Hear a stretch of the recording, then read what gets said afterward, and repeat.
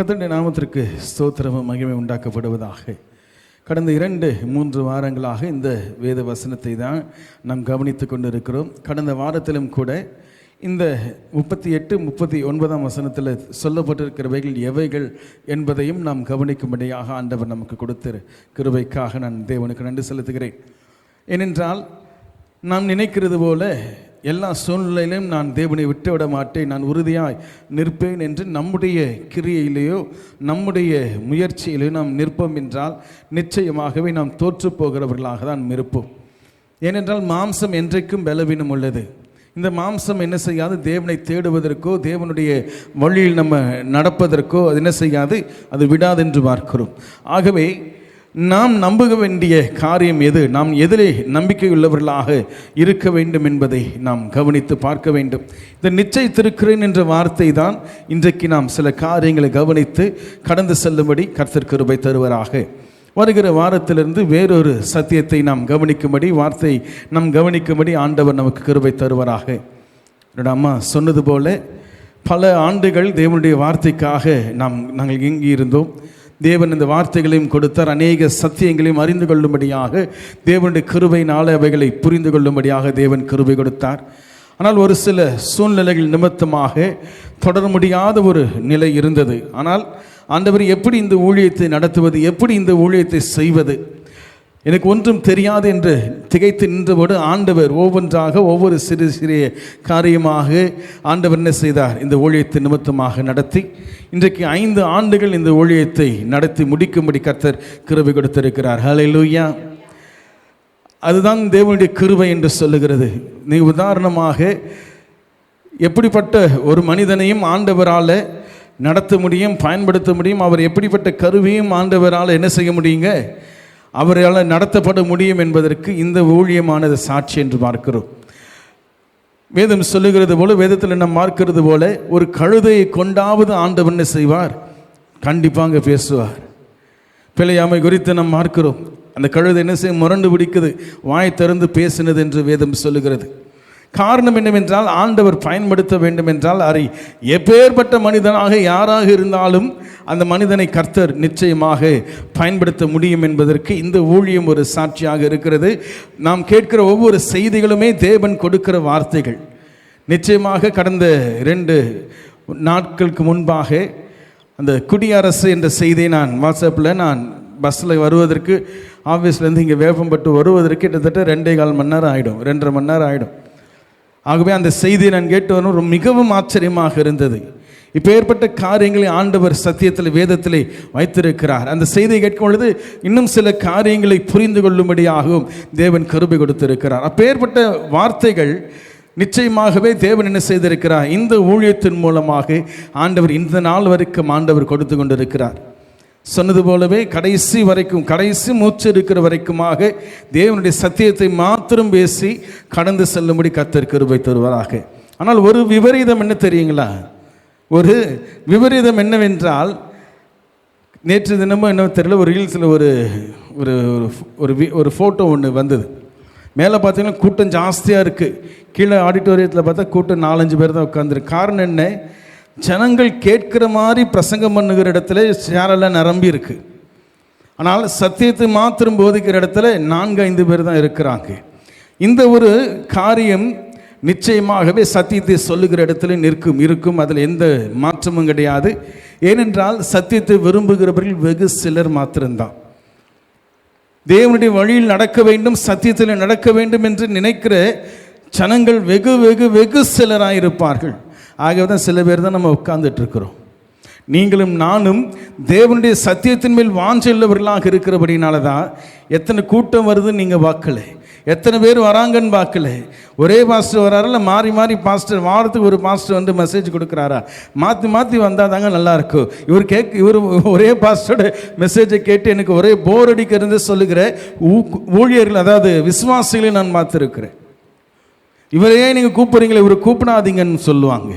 ஒரு சில பாஸ்டருக்கு மேலே கம்ப்ளைண்ட் பண்ணுவோம், என்ன அவர் ரொம்ப எங்களை கண்டித்து பேசினார், அவர் ரொம்ப திட்டார், அடுத்த வாட்டி அவரை கூப்பிடாதீங்க பாஸ்டர். யார்?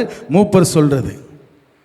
இப்படியாக இன்றைக்கு திருச்சபைகளிலே தங்களுக்கு ஏதுவான தங்களுடைய காதுகளுக்கு செவிகளுக்கு இதமான கேட்கக்கூடிய வார்த்தைகளை, இனிப்பான வார்த்தைகளை கேட்கும்படியாக இன்றைக்கு விசுவாசிகள், திருச்சபை மக்கள் முற்பட்டு கொண்டிருக்கிறார்கள், பிரயாசப்படுகிறார்கள். கூட்டம் ஜாஸ்தி இருக்கும். அதனால் கூட்டம் ஜாஸ்தி இடத்துல சத்தியம் பேச மாட்டாங்கன்னு நான் சொல்ல வரலை. சரியான விதத்தில் ஒரு இடத்துல நாம் பேசும் பொழுது அந்த இடத்துல நிச்சயமாக கூட்டம் நிச்சயமாக குறைவாக தான் இருக்கும். 1000 பேர் 2000 பேர் இருந்து பேசுகிற இடத்திற்கும் 20 பேர் அல்ல 30 பேர் பேசுகிற இடத்துல இருக்கிற சத்தியம் 1000-2000 பேர் இருக்கிற இடத்துல இருக்காது. காரணம் என்ன? அந்த ஜனங்களுக்காக பேசக்கூடிய நிர்பந்தத்திற்கு அந்த ஊழியக்காரர் தள்ளப்பட்டு விடுவார். இந்த சபையிலன்னா இன்னொரு சபை, இந்த சர்ச்சில்னா இன்னொரு சர்ச்சு. நான் வந்து போகிறத பாஸ்டர் பார்க்குறாரா, 1000 பேரில் நான் ஒரு ஆள் ஓரமாக கடையோரத்தில் நின்று நான் போயிடுறேன்.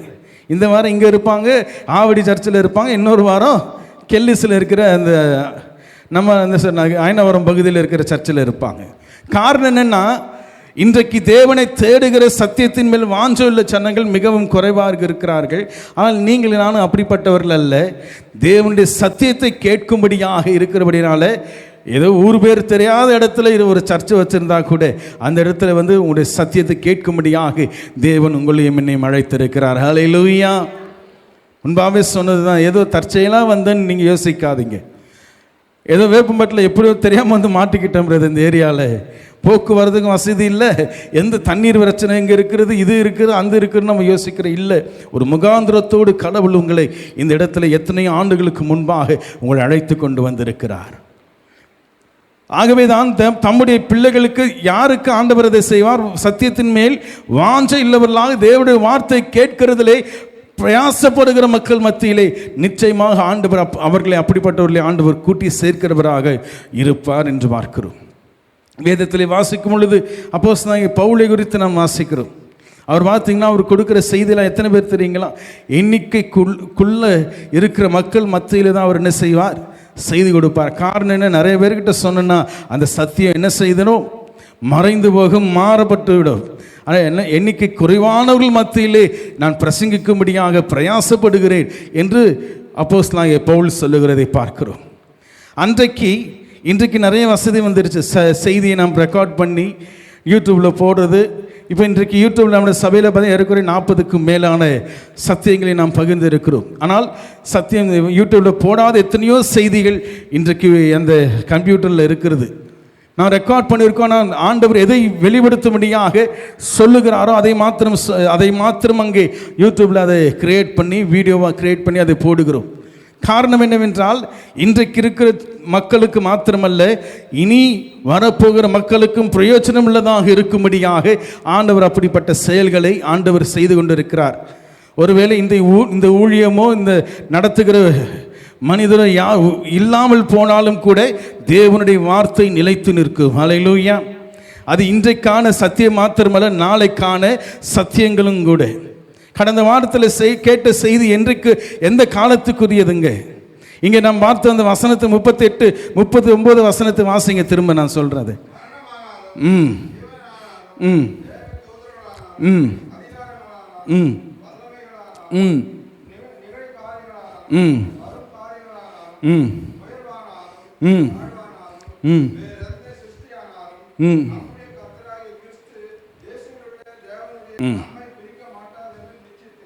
ஹல்லேலூயா.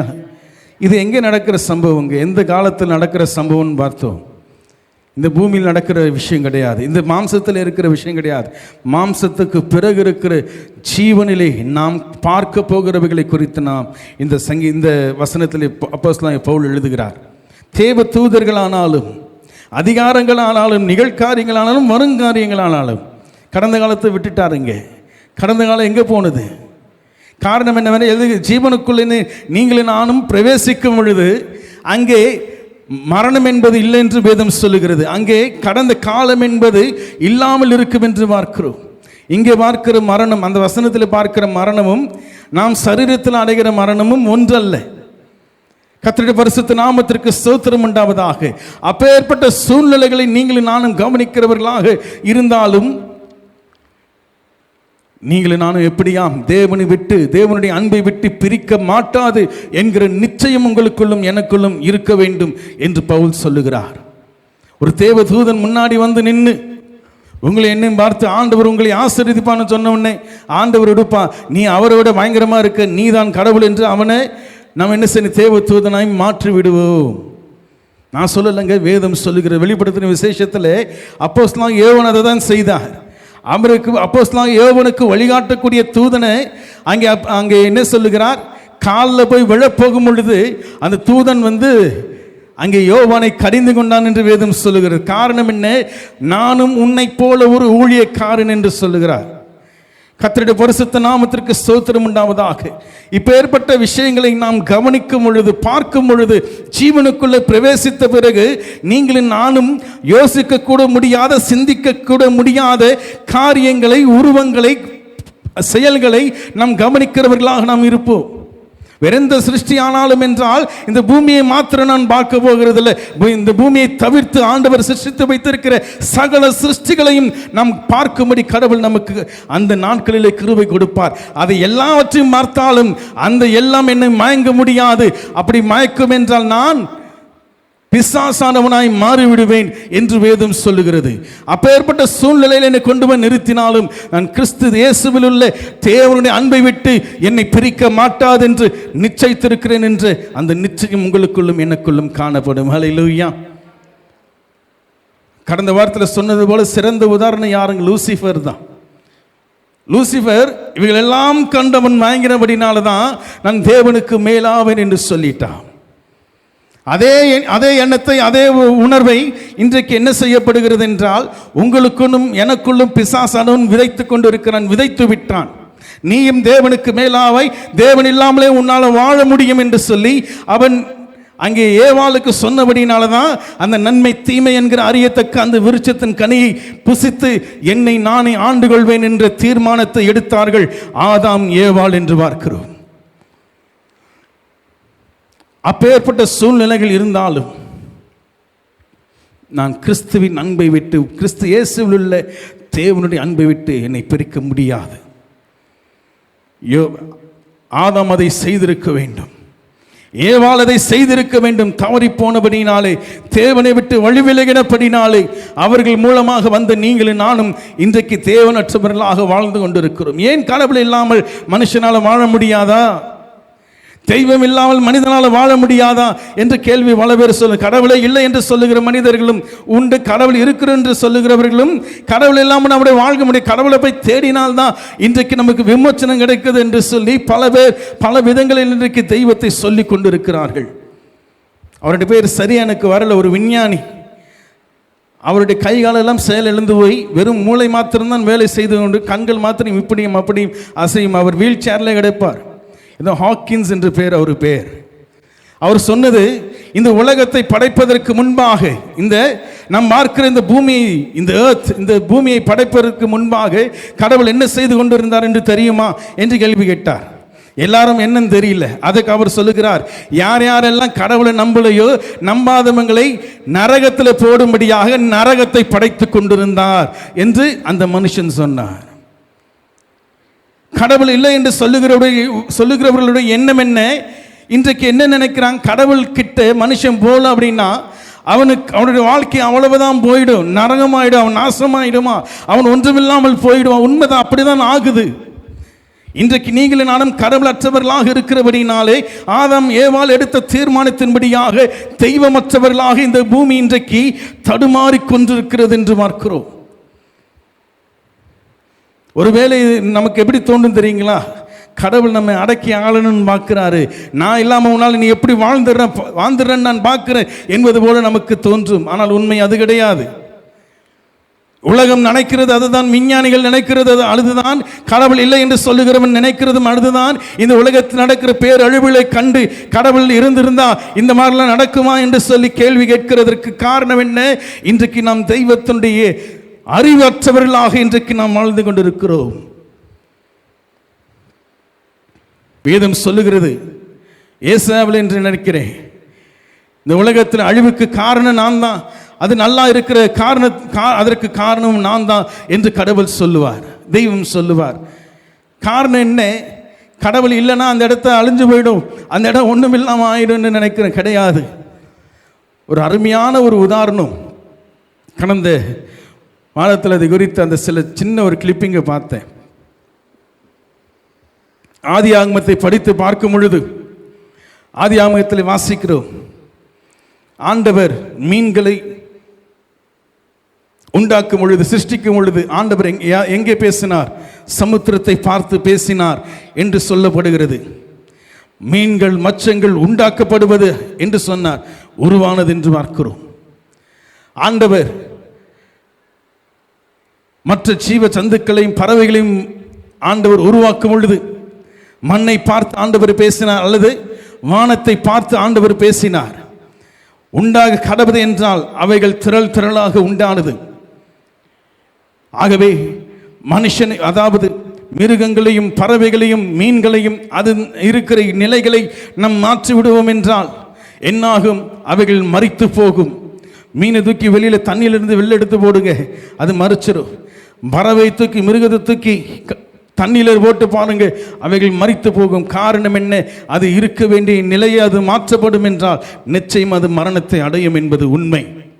இது எத்தனை சாத்தியமோ அதை போலவே ஆண்டவர் மனுஷனை படைக்கும் பொழுது ஆண்டவர் யாரை பார்த்து பேசினார்? எதை பார்த்து பேசினார்? மனுஷனை ஆண்டவர் படைக்கும் பொழுது எதை பார்த்து பேசினாருங்க?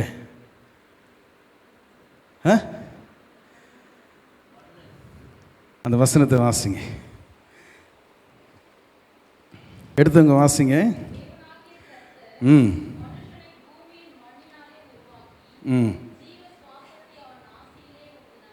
26ஆம் வசனம் வாசிங்க. 1ஆம் அதிகாரம் 26ஆம் வசனம்.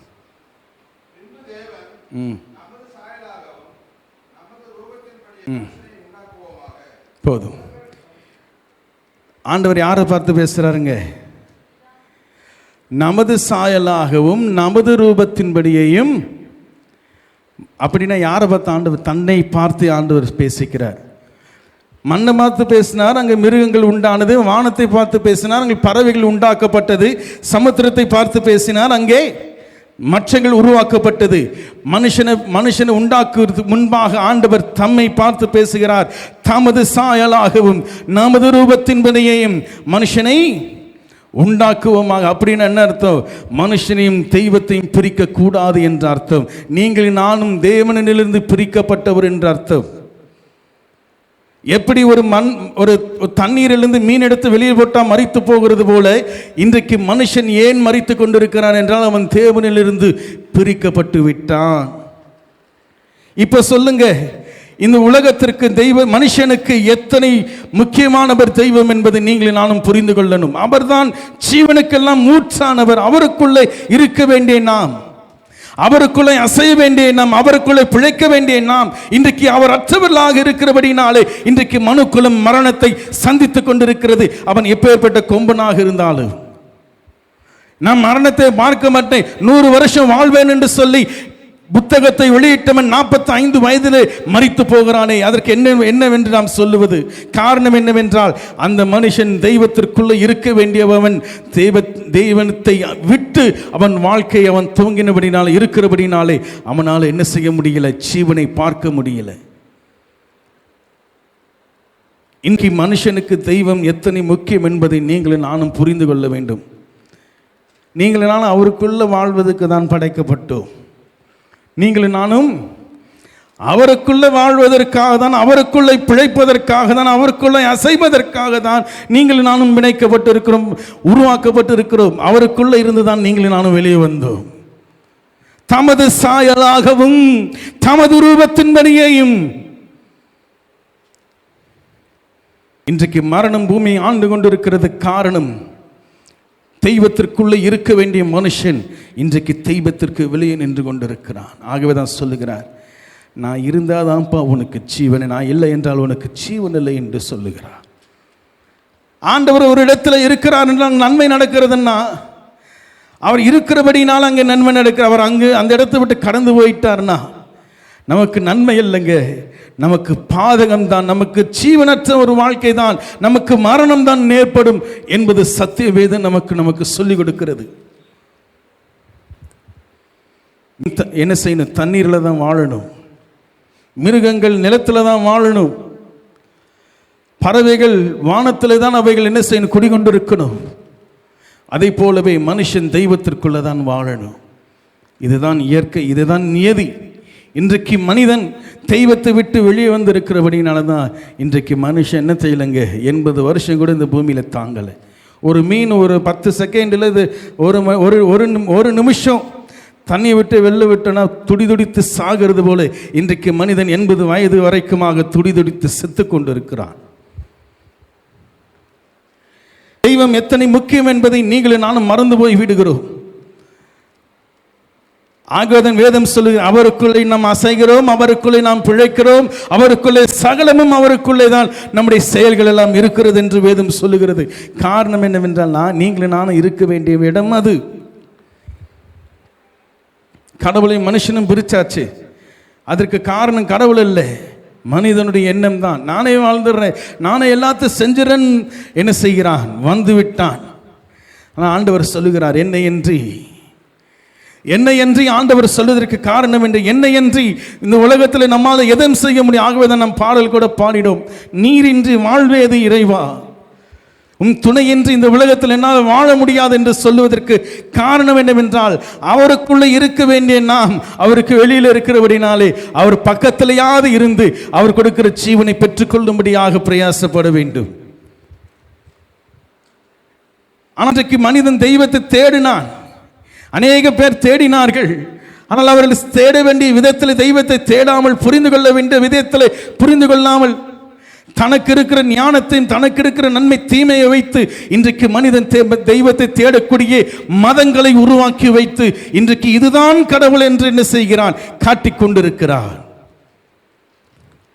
தெரியாமல் திக்கு தெரியாமல் எப்படி போக வேண்டும், எப்படி தெய்வத்தை அறிந்து கொள்ள வேண்டும் என்று சொல்லி முடியாமல், அல்லது எப்படியாவது ஜீவனிலே வாழ வேண்டும், நீடித்திருக்க வேண்டும் என்று எத்தனையோ தேசங்கள் முயற்சி செய்தது.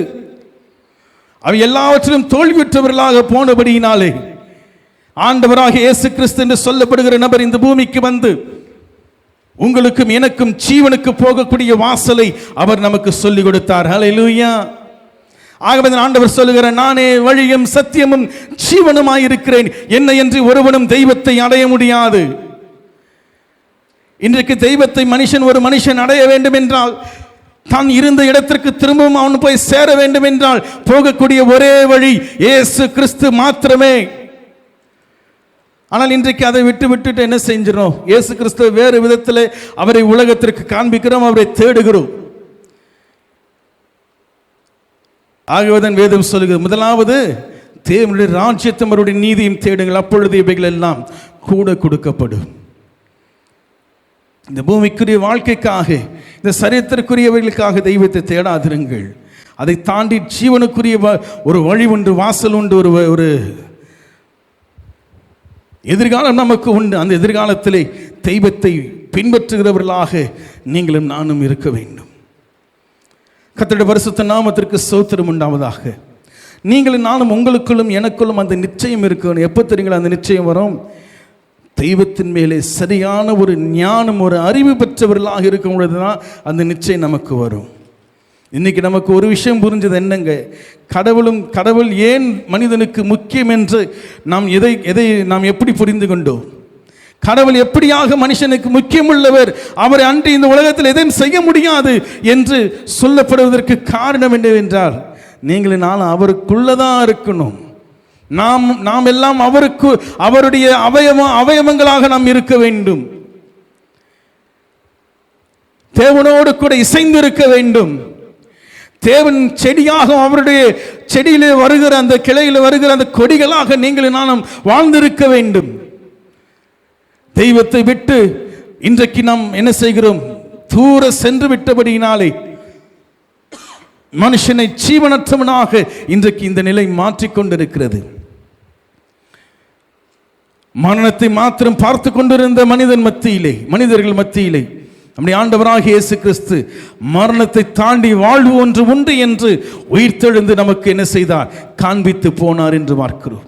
அது ஒரு பக்கத்தில் இருந்தால், இங்கே அப்போஸ்தலனாகிய பவுல் கொண்டிருக்கிற இந்த நிச்சயம், எனக்கு முன்னாடி என்ன காரியம் நீ செஞ்சாலும் சரி, எனக்கு முன்னாடி நீ எப்பேற்பட்ட உருவத்தை கொண்டு வந்து நிறுத்தினாலும் சரி, எனக்கு முன்னாடி நீ எப்பேற்பட்ட அற்புதங்களை செய்தாலும் சரி, நீ எனக்கு முன்னாடி எப்பேற்பட்ட கிரியைகளை செய்தாலும் சரி, நான் தேவனுக்குள்ளே இருக்கிற அன்பை விட்டு நான் பிரிக்க மாட்டாது என்ற நிச்சயம் எனக்குள்ளே இருக்கிறது என்று சொல்லி அந்த உறுதியுள்ளவராக அங்கே அப்போஸ்தலனாகிய பவுல் இருந்தார் என்று பார்க்கிறோம்.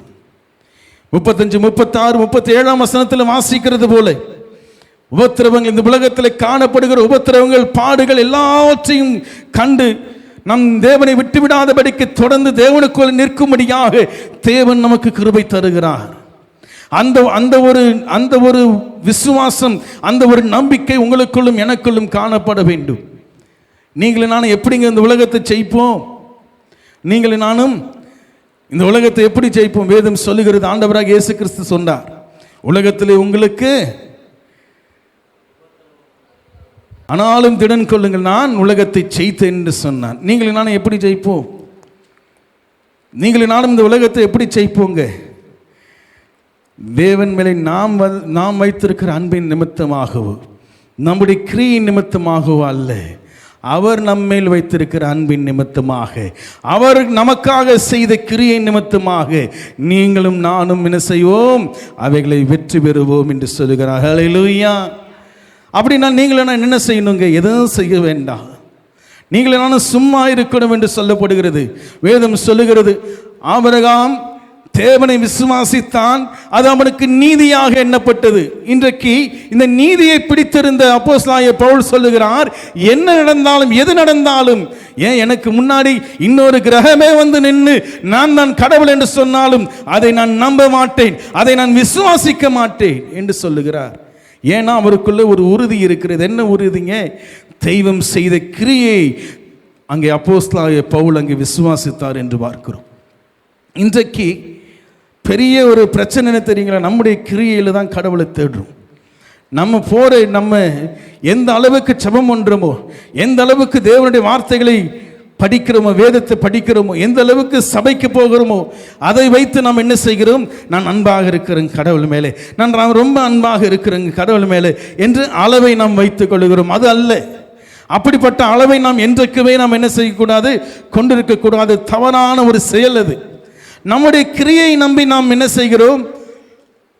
தேவன் மேலே விசுவாசத்தையும் அன்பையும் வைப்போம் என்றால் நிச்சயமாக நாளைக்கு உபத்திரம் வரும் பொழுது நாம் கலங்கி விடுவோம், பாடுகள் வரும் பொழுது நாம் பயந்து விடுவோம். பட்டயத்தை எடுத்துட்டு எவனாவது ஜெபம் பண்ணீங்கன்னா அவ்வளவுதான் என்று சொல்லிட்டு நம்மை வெட்டும்படியாக வருவார்கள் என்றால் அதை கண்டு அலறி எடுத்து ஓடுகிறவர்களாக நாம் இருப்போம். இன்னும் சொல்ல போவோம் என்றால் அற்புதங்கள், அடையாளங்கள், எத்தனையோ பேர் இன்றைக்கு அநேக அற்புதங்களை செய்கிறார்கள். மற்ற மதங்களில் இருக்கிறவர்களும் பல அற்புதங்களை செய்கிறார்கள். அவங்களும் பேய் ஓட்டுறாங்க, இவங்களும் பேய் ஓட்டுறாங்க. அவங்களும் வியாதிகளை சுகப்படுத்துறாங்க, இவங்களும் வியாதியை சுகப்படுத்துறாங்க. எல்லாரும் ஒரே நிலையில் இருக்கும் பொழுது எதை நாம் அறிந்து கொள்வோம்? எது உண்மை என்று நமக்கு தெரியும்? இந்த ஊழியக்காரர் பாருங்க, இப்ப ஏற்பட்ட காரியத்தை செய்து விட்டார், அல்லது இந்த இடத்துல போங்க இப்ப ஏற்பட்ட ஒரு அற்புதம் நடக்குது என்று சொல்லி நம்மை மயக்கக்கூடிய, நம்முடைய நிலையை மாற்றக்கூடிய, எண்ணத்தை மாற்றக்கூடிய செயல்கள் நடக்கும் பொழுது நாம் கடவுள் மேல் வைத்திருக்கிற அன்பையோ கிரியை கண்டு நாம் போவோம் என்றால் நிச்சயம் அந்த அற்புதம் நடக்கும் பொழுது நாம் தடுமாறி விடுவோம். அது 100க்கு 100 உண்மை. இன்றைக்கு சபையில் இருந்தால் நல்லா இருக்கு பாஸ்டர், நல்லா இருக்கு பிரதர், வீட்டுக்கு போகனா பிரச்சனை திருப்பி வந்துடுது. காரணம் என்ன தெரியுங்களா? நம்முடைய முயற்சியிலே நாம் இன்றைக்கு தெய்வத்தை தேடிக்கொண்டு இருக்கிறோம். சுற்றி இருக்கிற அங்கே பாடுகிற பாடல்கள், அந்த ஆராதனைகள், அந்த மியூசிக்கோட சத்தங்களின் மேலே நாம் என்ன செய்கிறோம்? மயக்கம் கொள்ளுகிறவர்களாக இருக்கிறோம். சில பேர் என்ன செய்யலாத இன்னொரு விஷயத்தில் சொல்ல, எமோஷனல் நம்ம என்ன செய்கிறோம்? கடவுளை தேடுகிறோம். எமோஷனலா நாம் என்ன செய்கிறோம்?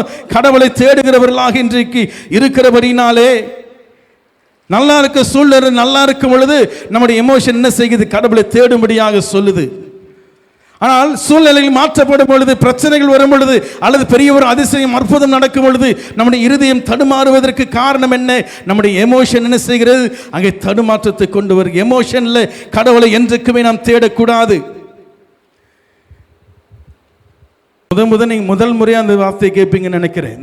இந்த வார்த்தையை எமோஷன்ல நீங்களும் நானும் கடவுளை தேடக்கூடாது. ஆகவே தான் நல்ல சந்தோஷம் இருந்தால் சபைக்கு வரும், கஷ்டம் இருந்தால் வீட்டில் உட்காந்துட்டு இருக்கிறோம்.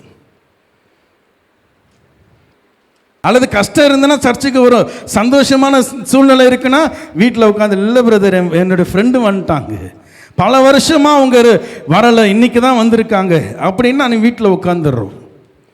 காரணம் என்ன தெரியுங்களா? எமோஷனில் கடவுளை தேடுறோம். எமோஷன், நம்முடைய மனுஷனுடைய எமோஷன் எப்படிப்பட்டது தெரியுங்களா? ஏற்ற தாழ்வுகளை கொண்டது.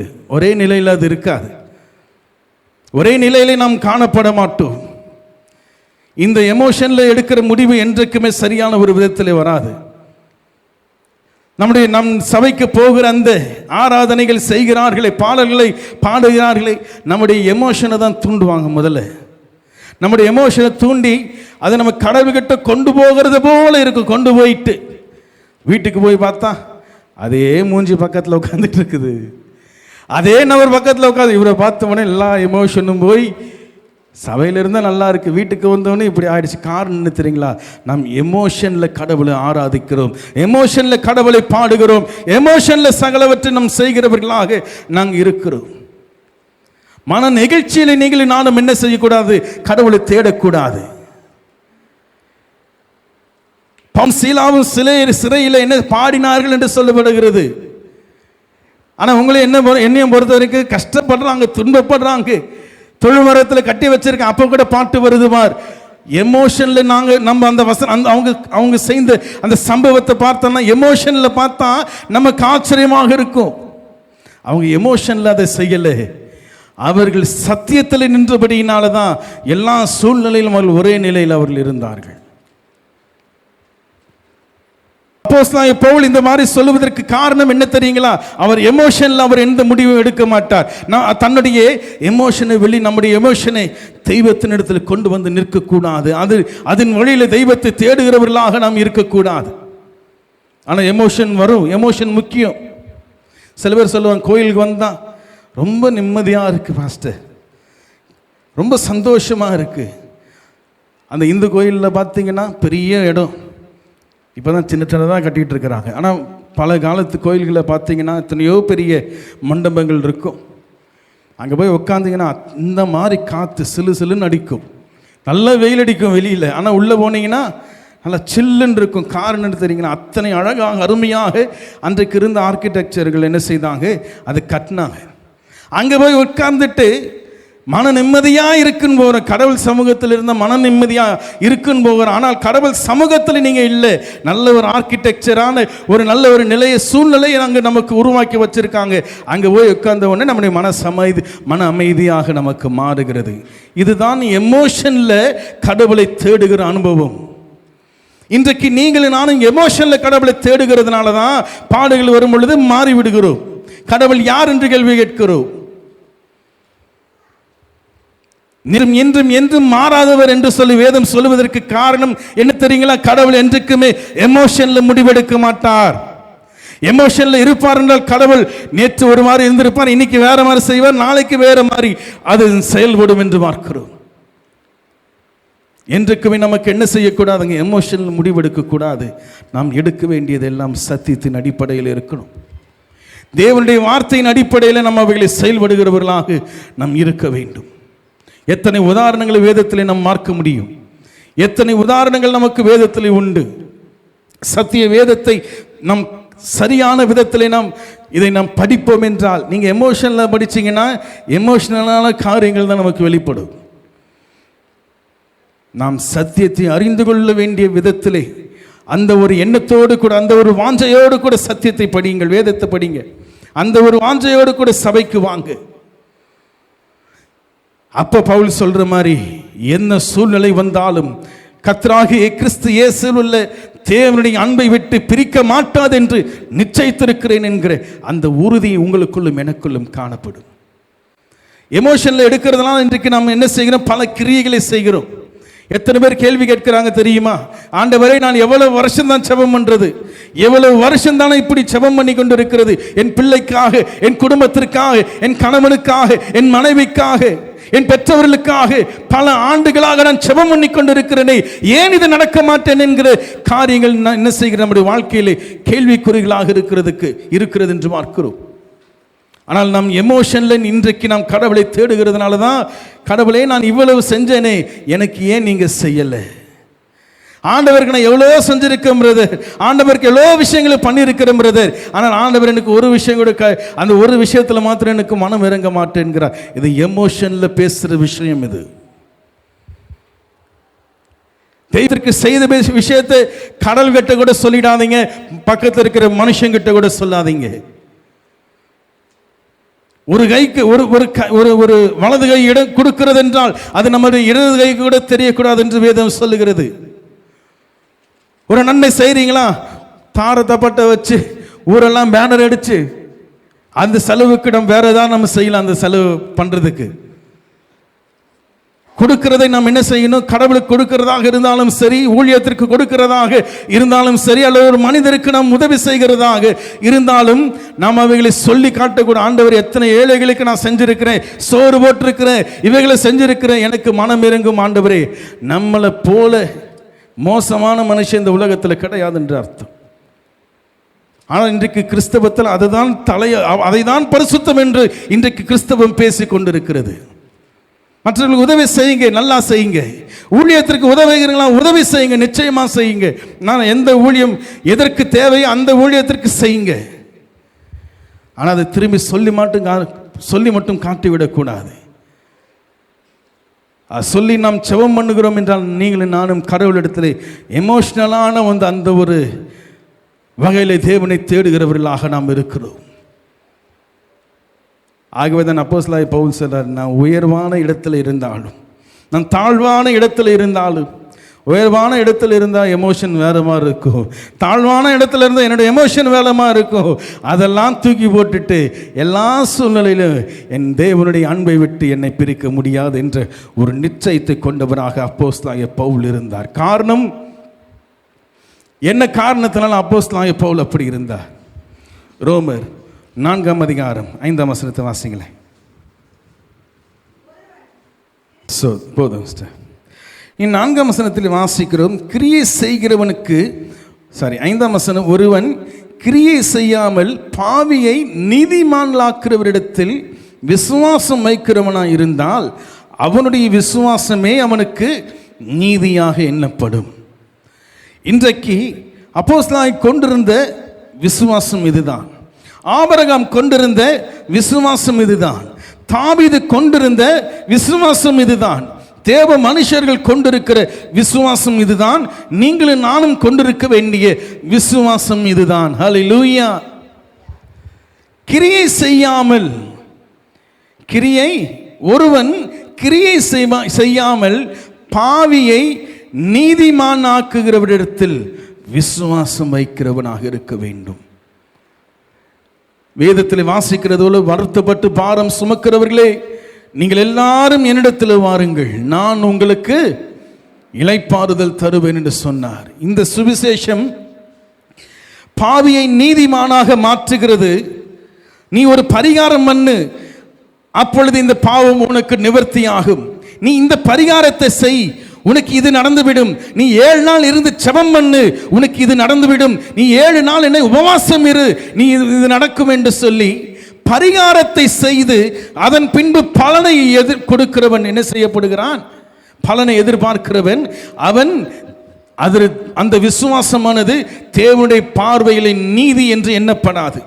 திரும்பவும் சொல்றேன், ஒரு கிரியை நான் செய்துவிட்டு தேவனிடத்தில் பிரதிபலனை நான் எதிர்பார்க்கிறேன் என்றால் அது விசுவாசம் என்று சொல்லப்படாது, கடவுள் எனக்கு கொடுக்க வேண்டியது என்று எண்ணப்படும். ஆகவே தான் ஆண்டவரே, நான் இதை செஞ்சேனே, எனக்கு இதை கொடு. ஆண்டவரே, உமக்காக எத்தனை வருஷம் 30 வருஷமா சபைக்கு போயிட்டு இருக்கிறேனே, எனக்கு இந்த விஷயத்தை கொடுங்க. காரணம் என்ன? நான் என்னுடைய கிரியையை தெய்வத்திற்கு முன்பாக நிற்கும்படியாக நான் செய்கிறேன். அது நீதியாக தேவனுடைய பார்வையில் எண்ணப்படாது. ஏசாயா அதை சரியாக அறிந்தவராக சொல்லுகிறார். என் நீதிகள் எல்லாம், சொல்லுங்களேன், என் நீதிகள் எல்லாம் எப்படி இருக்குன்னு சொல்றாரு? அழுக்கான கந்தையை போல. அப்ப அது தேவனுக்கு முன்பாக செல்லுமோ? நம்முடைய ஆண்டவர் எப்படிப்பட்டவர் என்று சொல்லுகிறது? ஒருவன் கிரியை செய்யாமல் பாவியை நீதிமானாக்குகிறவரிடத்தில். கிரியை செய்கிறவனிடத்திலே ஆண்டவர் அவர் திரும்பி தராருன்னா அதோடு முடிஞ்சிருச்சு. அது கிருபை என்று எண்ணப்படாது. அது நீதி என்று எண்ணப்படாது, அது கிருபை என்றும் எண்ணப்படாது, அது இலவசம் என்றும் எண்ணப்படாது. நான் அவர் கொடுத்ததுக்கு நான் அதை செஞ்சிட்டேன். ஆனால் பாவி நீதிமானாக்குகிறவர் எப்படிப்பட்ட விதத்தில் செய்கிறானா, நான் எந்த கிரியை நான் செய்யலை, எந்த செயலை நான் செய்யாதவனாக தேவனுக்கு முன்பாக போய் பாவியாக என்மேல் கிருபையாயிரும் ஆண்டவரே என்று போய் நிற்கும் பொழுது நிச்சயமாக அந்த பாவத்தை அவர் மன்னிக்கிறது மாத்திரமல்ல, அவனை தொடர்ந்து தம்முடைய வழியில் நடத்துவது அது தேவனுடைய பொறுப்பாக இருக்கிறது. உம்மிடத்தில் ஒப்புவித்ததை நீர் அந்நாள் வரைக்கும் காத்துக்கொள்ள வல்லவர் என்பதை முழு நிச்சயமாக நீங்கள் நானும் விசுவாசிக்கிறவர்களாக இருக்க வேண்டும். அந்த நம்பிக்கை நமக்கு இல்லை,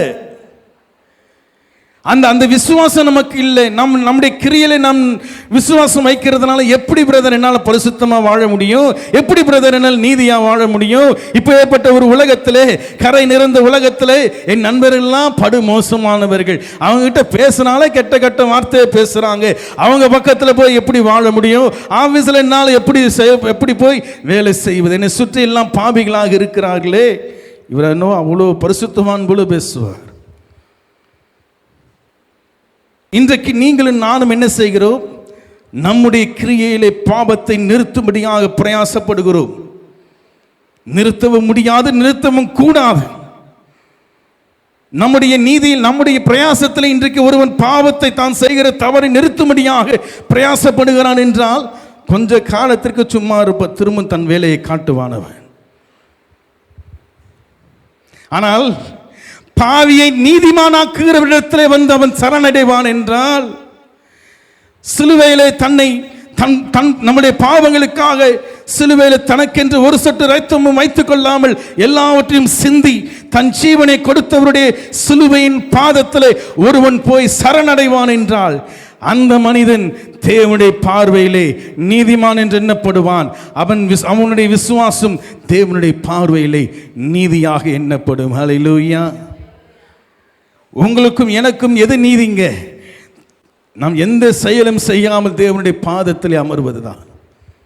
இது என்னால் செய்யாமல் இருக்க முடியல பிரதர், இது என்னால் பண்ணாமல் இருக்க முடியல, பாவத்தை செய்யாமல் என்னால் இருக்க முடியல, நான் எப்படி இதை விடுவது என்று கேட்பீங்களா? நாம் போக வேண்டிய ஒரே இடம் இயேசுவின் சிலுவையின் பாதத்திலே. ஹல்லேலூயா.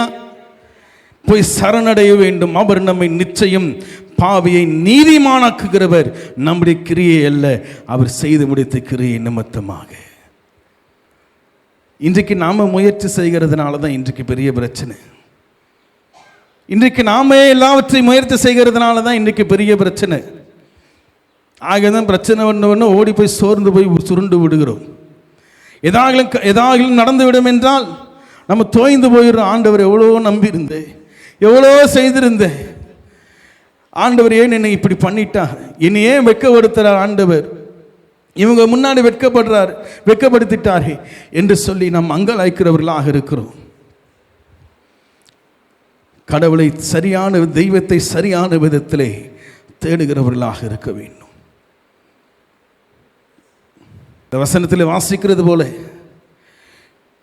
கிரியை இல்லாமல் ஒருவனை நீதிமானாக பாவியை நீதிமானாக்குகிற இடத்திலே வந்து சரணடைவது தான் உங்களுக்கு எனக்கும் நீதியாக என்று எண்ணப்படுகிறது.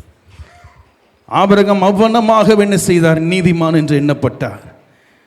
முன்பு வசனத்தில் அதை தான் குறித்து வாசிக்கிறோம். வீட்டில் சென்று 4ஆம் அதிகாரத்தை வாசிச்சு பாருங்க. யாரை ஆண்டவர் நீதிமானாக்குகிறார், யாருக்கு ஆண்டவர் கை கொடுக்கிறார், யாரை ஆண்டவர் பாவியாக இருக்கிறவனை நீதிமானாக மாற்றுகிறார் என்கிற அந்த விஷயத்தெல்லாம் இந்த இடத்துல சொல்லப்படுகிறது. யாரை என்றால் தன்னுடைய கிரியின் மேல் விசுவாசம் உள்ளவனாக இல்லாதபடி, தன்னுடைய செயலை நம்பி அவன் போகாதபடி, தேவன் செய்த கிரியை நம்பி, தேவன் செய்த செயலை நம்பி நாம் என்ன செய்யணும்? அவருடைய பாதத்தில் போய் நீங்கள் நானும் சரணடைகிறவர்களாக இருக்க வேண்டும். கிரியை இல்லாமல் நாம் எந்த ஒரு கிரியையும் செய்யாமல் நாம் பெற்றுக்கொள்ளுகிறோமே அதுதான் கிருபை என்று எண்ணப்படுகிறது. அப்படி இல்லை என்னென்ன அர்த்தங்க? அது 4ஆம் வசனத்தை வாசிங்க. ஹல்லேலூயா. நீங்கள் நாளும் கடவுளுக்கு கடனாளிகள். கடவுள் நமக்கு கடனாளி அல்ல, அவர் நமக்கு கொடுக்கிறது கிருபை. ஹல்லேலூயா. அப்படி இல்லை கிரியை செஞ்சுட்டு கடவுள்கிட்ட போறீங்கன்னா அவர் நமக்கு தரது என்ன தெரியுங்களா? கடன் என்று எண்ணப்படும். சபைக்கு வரதையோ, சபைக்கு வருது அவருடைய கிருபையினால தான். கடவுளை தேடும்படியாக பிரயாசத்தை நமக்கு தருகிறாரே, அது அவருடைய கிருபையினால தான். அவரை பாடும்படியான பாடல்களை நம்முடைய வாயில போடுகிறாரே, அது அவருடைய கிருபையினால தான். இன்றைக்கு அப்பா பிதாவே என்று கூப்பிடும் பண்ணும்படியாக புத்திர சுவிகாரத்தின் ஆவியை உங்களுக்கு எனக்கு கொடுத்திருக்கிறாரே, அது அவருடைய கிருபையினால தான். நான் அவரை தேடி போகவில்லை, அவர் என்னை தேடி வந்தார் என்று வேதம் சொல்லுகிறது. அப்ப யாருடைய கிரியையிலே நாம் நின்று கொண்டிருக்கிறோம்? ஆண்டவர் செய்த கிரியை இல்லையா அல்லது நம்முடைய கிரியை இல்லையா? நிதானித்து பாருங்கள். நிதானிக்கிறவர்களாக நீங்கள் நான் இருக்க வேண்டும். ஆகவே தான் வேதம் சொல்லுகிறது, தேவனுக்கு நம் கடனாளிகள் அல்ல. தேவன் நமக்கு கடனாளியாக மாற்றப்பட முடியாது. நீ எத்தனையோ கிரியைகளை செய்து கடவுளிடத்தில் போய் நீ வாங்கி விடுவோம் என்றால் அது வேதம் சொல்லுகிறது போல கடன் என்று சொல்லப்படுகிறது. மத்தேயு எழுதின சுவிசேஷம் 6ஆம் அதிகாரம் 12ஆம் வசனம் வாசிங்க, முடிக்கலாம். மத்தேயு 6ஆம் அதிகாரம் 12ஆம் வசனம் போதும். வசனம் முழுவதுமாக விளக்கும்படியாக இல்லை. எங்கள் கடன்களை எங்களுக்கு மன்னியும் ஆண்டவரே. இது என்ன சொல்லுகிறது என்றால், நான் கிரியை செய்யணும். ஆக்சுவலாக நான் என்ன செய்யணும்? கிரியை நடப்பிக்கணும். நான் செய்த தவறுக்கும் நான் செய்த தப்பிதங்களுக்கும் இந்த உலக சட்டத்தின்படியாக நான் தான் தண்டனை அனுபவிக்கணும். நான் தான் அதை கிரியையிலே நடப்பிக்கிறவனாக இருக்க வேண்டும். ஆனால் வேதத்தின் அடிப்படையில் பார்க்கும் பொழுது எல்லாவற்றையும் உங்களுக்காகவும் எனக்காகவும் சகலவற்றையும் என்ன செய்து விட்டார்? தெய்வம் செய்து முடித்து விட்டார் என்று வேதம் சொல்லுகிறது. அவர் செய்தவற்றை நீங்களும் நானும் விசுவாசிக்க வேண்டும், நம்ப வேண்டும் என்ற அடிப்படையிலே தான் இந்த வசனம் சொல்லப்படுகிறது. இரண்டாவது பகுதியை மாத்திரம் நம்ம திருப்பி வாசிங்க சிஸ்டர்.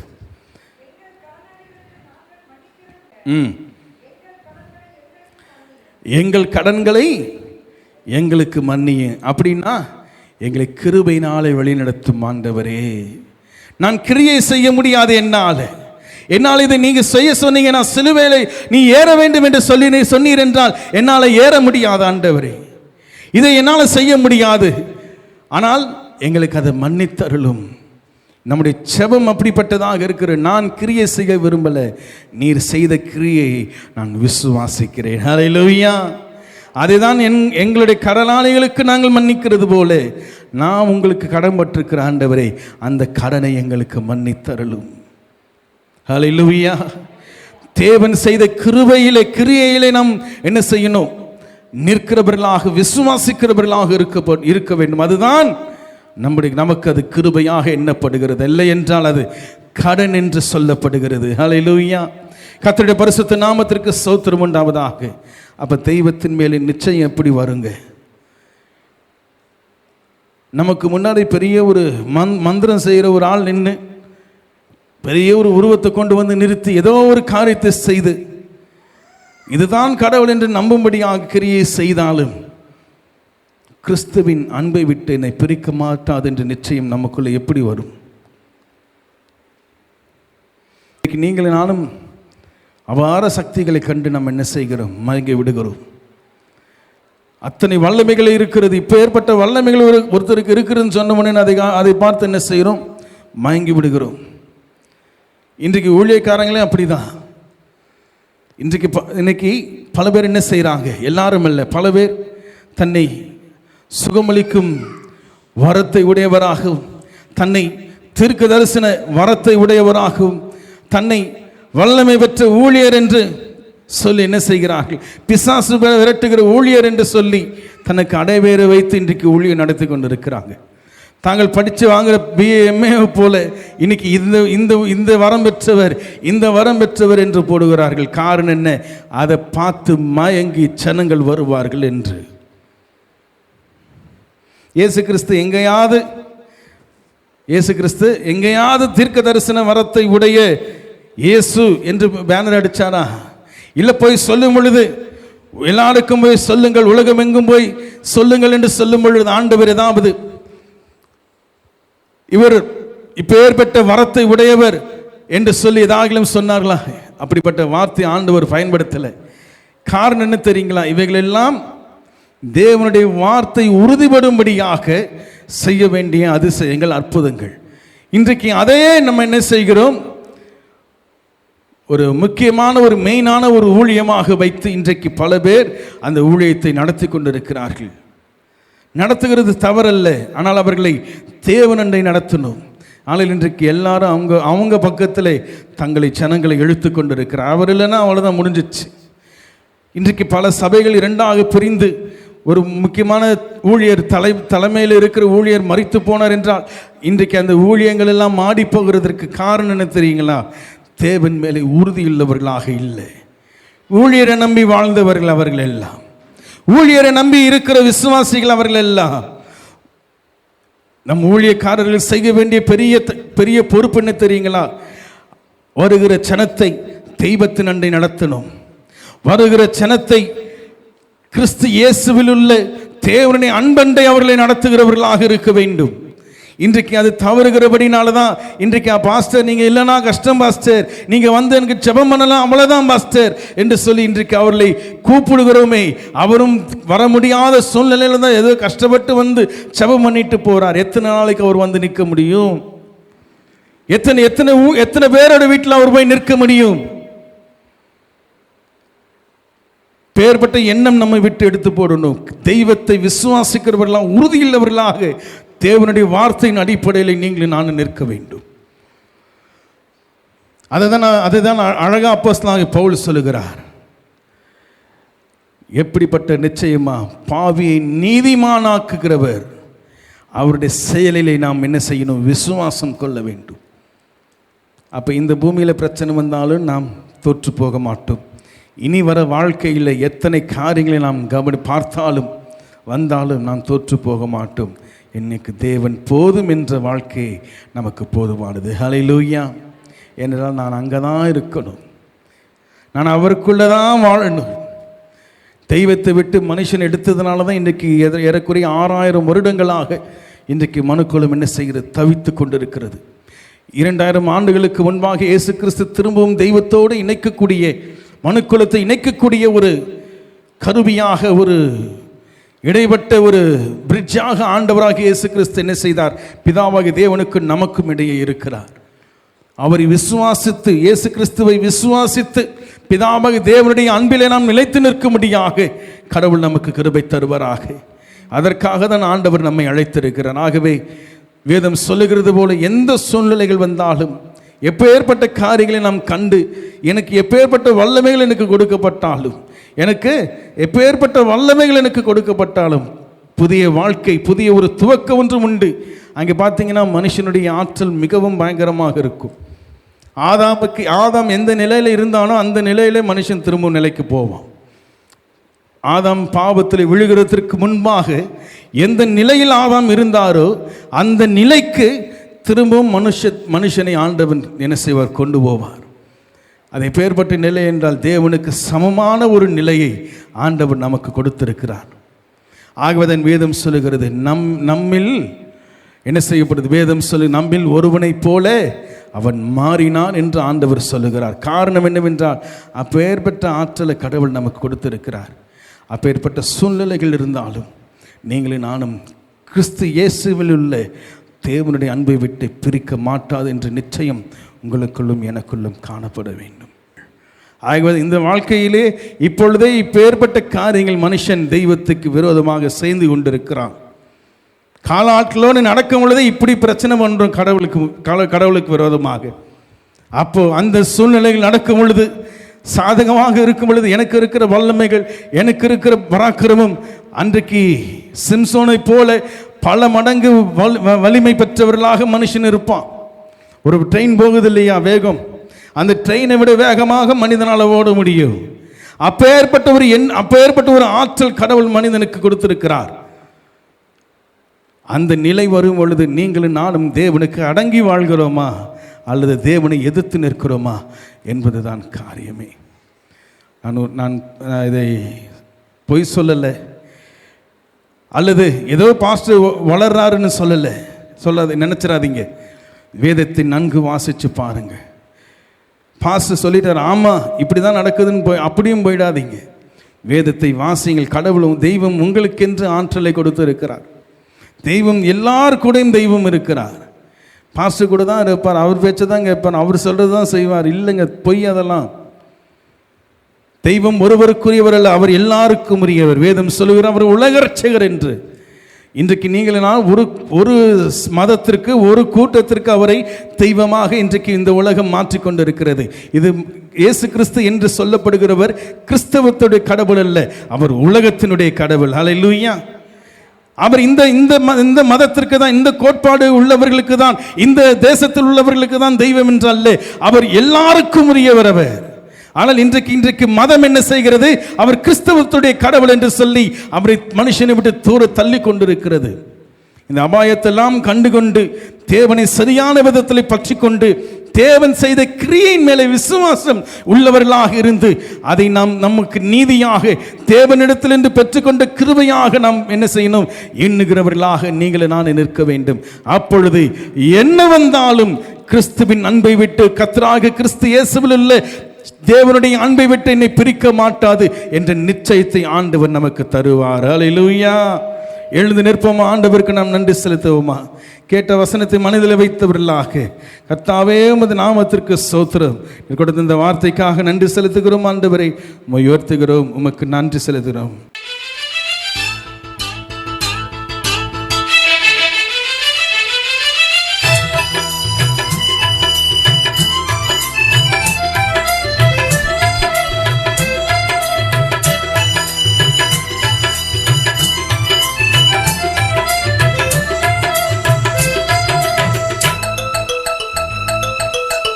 உணர்ந்தவர்களாக பாடுவோம்.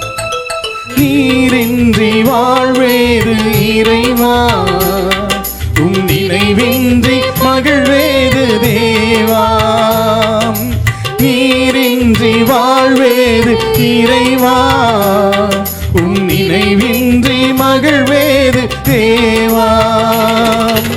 உலகத்தில் 100 ஆண்டு நான் வாழ்ந்த போதும், உலகத்தில் 100 ஆண்டு நான் வாழ்ந்த போதும், உன் இல்லத்தில் வாழும் ஒரு நாளே போதும். நீரின்றி வாழ்வேது இறைவா, உன் நினைவின்றி மகிழ்வேது தேவா.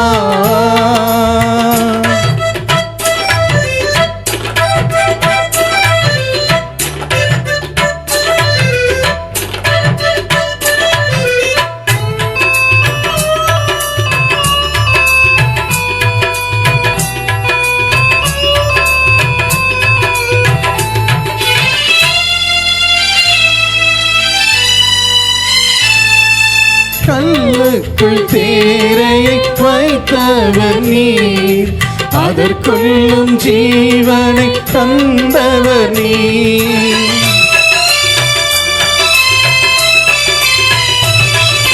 கல்லுக்குள் தேரையை வைத்தவர் நீர், அதற்குள்ளும் ஜீவனை தந்தவர் நீர். உமையின்றி அணுவேனும் அசையாதையா, உமையின்றி அணுவேனும் அசையாதையா. உம் துணையின்றி உயிர் வாழ முடியாதையா. நீரின்றி வாழ்வேது இறைவா,